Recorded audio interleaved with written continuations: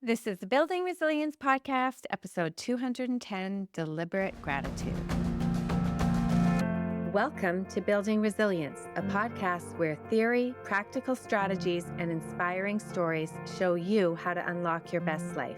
I'm your host, Leah Davidson. As a certified life coach, speech language pathologist, and nervous system resilience expert, it is my mission to teach you how to be more resilient to life's adversities. I will show you how to manage your mind, befriend your nervous system, process your emotions, and even eliminate stress. It's time to do more than just survive. It's time to thrive. Let's get started. Hello, everybody. Welcome to the Building Resilience Podcast. At the time that this airs, it's Christmas Day. So I wanted to record a quick episode. And as we celebrate this holiday season, I wanted to take the time to reflect on gratitude. Not just as an idea, but as a practice, a way that we can shape the way we experience life.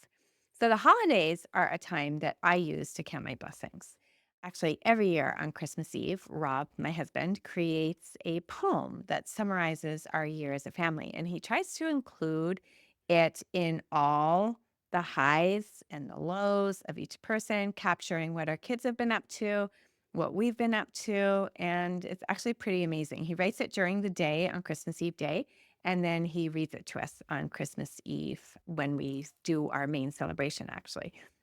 And I usually post it on our family blog. So we have a collection of them to really cherish forever.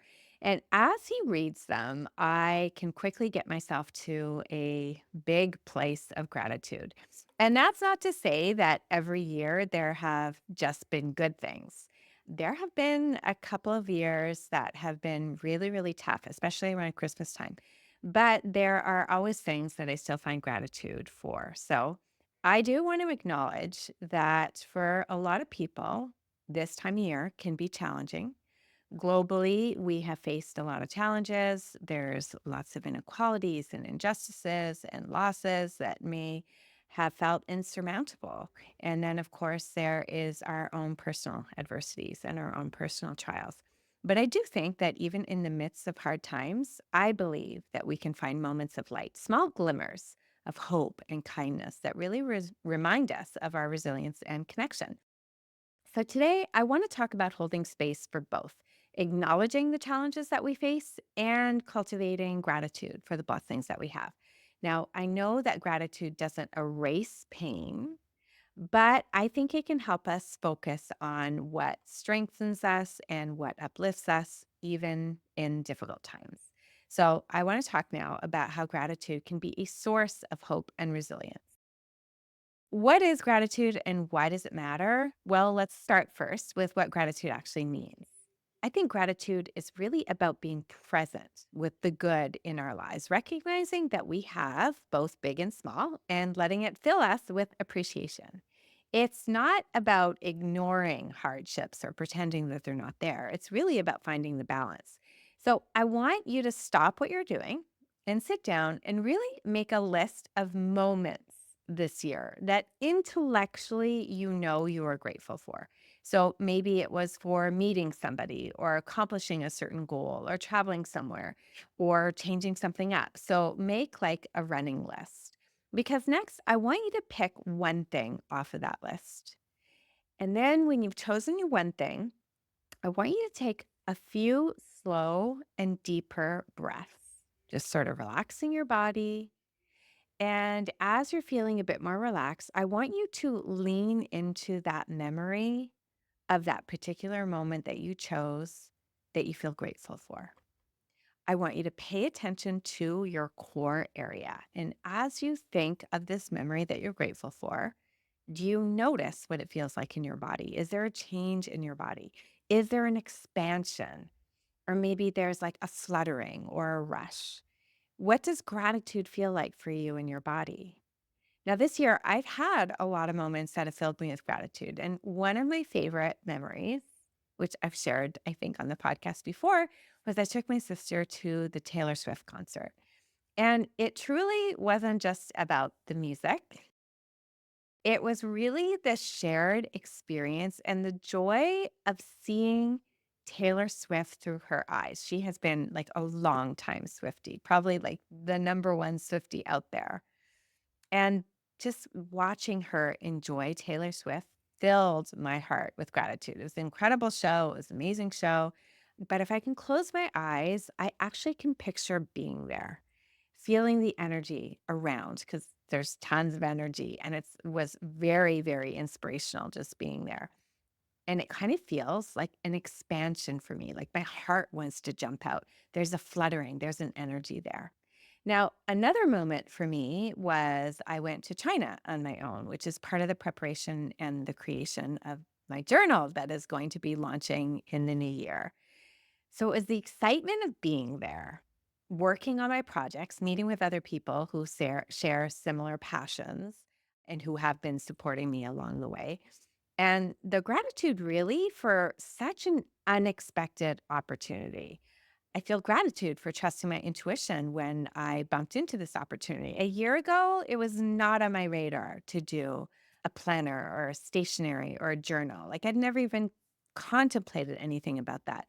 Now, all of a sudden, like it is a big channel of creativity that I'm using, and I have plans to continue creating more. So I have so much gratitude for following my intuition, for taking a chance, for doing something that was really out of my comfort zone, to do the journal and then to go to China. That was super out of my comfort zone. And then there are some really very, very personal blessings, which I won't share with you here, but they also feel in my body an expansion, but there's also this quiet sense of peace. And these moments of gratitude really remind me what it is to live a life filled with meaning and connection. And again, like I said, it wasn't all smooth sailing this past year, but I want to focus on the moments where I can feel that gratitude in my body. So I really encourage you to take a few minutes, notice what gratitude feels like in your body. Now, the next thing I want to share with you is really thinking about gratitude. It's not just for the good times. Obviously, in the moment, we think of gratitude for the good times, but gratitude is also for our challenges and adversity. Usually, only in hindsight, we're able to have the gratitude. But there's a poem that I'm going to share with you. It's called Good Timber, and I'm going to read it to you. It's by Douglas Mallock. The tree that never had to fight for sun and sky and air and light, but stood out in the open plain and always got its share of rain, never became a forest king, but lived and died a scrubby thing. The man who never had to toil to gain and farm his patch of soil, who never had to win his share of sun and sky and light and air, never became a manly man, but lived and died as he began. Good timber does not grow with ease. The stronger wind, the stronger trees. The further sky, the greater length. The more the storm, the more the strength. By sun and cold, by rain and snow, in trees and men, good timbers grow. Where thickest lies the forest growth, we find the patriarchs of both. And they hold counsel with the stars, whose broken branches show the scars of many winds and much of strife. This is the common law of life.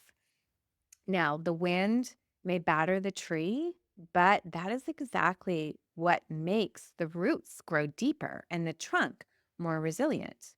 And I actually think that's true for all of us too. The challenges that we face, whether it's personal or professional or any kind of uncertainty, anything that you're going through, can help us grow in ways that we just never have imagined. And I look back on my own life and I do see how the hardest moments have shaped me. They've made me stronger and more resilient and more compassionate, more open to the beauty of life, more open to gratitude for the present in the moment. And for that, I'm deeply grateful. But when you're in it, I completely acknowledge it's hard to find any good. I don't expect you to. It's okay to be in deep grief. It's okay to not be okay about things. It's okay to just not be okay. But I do believe at some point there will be an ounce of gratitude that will surface. If nothing else, an ounce of gratitude that will surface for you and your strength and your courage in facing the challenging times. Thirdly, I do, of course, want to tie gratitude to the nervous system state because we know that gratitude can literally change our bodies and our brains. When we practice gratitude, we release chemicals like dopamine and serotonin, which improves our mood, and it can help us regulate our nervous system. So think of it this way: when you are stuck in a stressful state, when your body is in team hyper or in fight or flight, it's very difficult for us to feel safe. Gratitude, when we have gratitude, when we express gratitude, when we're open to gratitude, it actually sends a signal to the brain that we're safe. And it will allow us to shift to a calmer, more resilient state. And it's like kind of giving your nervous system a little bit of a hug when we offer ourselves some gratitude, when we find moments of gratitude. So, practicing gratitude is an amazing way to grow that zone of resilience. Now, lastly, I just want to share with you super simple ways to practice gratitude. One simple, powerful exercise. You've probably heard it before. I'm going to repeat it again. Martin Seligman, he talks about the three blessings. At the end of each day, sit down and write three things that went well during the day. But here's the thing, that's not all you're going to do. You're also going to need to say why these blessings were so good in your day. So, for example, if I say laughing at dinner time with Rob, why? Because we're making the time to connect with each other after a busy day, or receiving a kind message from a client. Why? Because it shows I'm part of an incredible community that values growth and connection. Or watching the sunrise on my morning walk. Why? Because I am taking the time for me. Self care, making space to enjoy the beauty of this world, the tiny moments, the glimmers, the hope that every single day comes up when the sun rises. So, an exercise like this, it really shifts from stress to abundance, really reinforcing the good in our lives. As we celebrate this season, I hope that you'll take some time to reflect on your own blessings. And maybe the blessings are a shared experience with somebody that you love, or an opportunity that came your way or stretched you, or maybe even a challenge that you have that helped you grow. I know for me, I am grateful for so much this year: my family, my friends, my health, my amazing community, those in my training and my membership. I'm truly blessed to be surrounded by such amazing people. And I'm grateful to you, my podcast listeners. I'm grateful for you showing up every week. I'm grateful for the reviews. I'm grateful for you sending me messages when something resonates for you. I am grateful for all the new opportunities and doors that lie ahead of me that I don't even know are out there right now. I'm grateful for it all.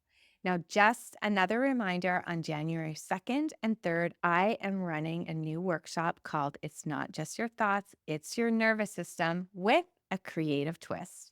So it is an expanded version of my popular workshop that I've held a couple times last year. We are going to be doodling your nervous system. We are going to draw this year from creativity, as I talked about last week on the podcast. We are going to be taking creativity, and I'm going to show you how it can help you regulate your nervous system. It's going to be fun. I hope to see you there. There will be a link to sign up in the show notes. Wishing everybody, you celebrate Christmas, a very, very Merry Christmas, Happy Holidays, and thank you for being part of my world. Thank you for listening to the Building Resilience podcast. If you're interested in learning a little bit more about managing stress, building resilience, and leading a more purposeful life, then make sure we're connected on Instagram and Facebook at Leah Davidson Life Coaching. You can also subscribe to my weekly newsletter at www.leahdavidsonlifecoaching.com/newsletter. Looking forward to connecting.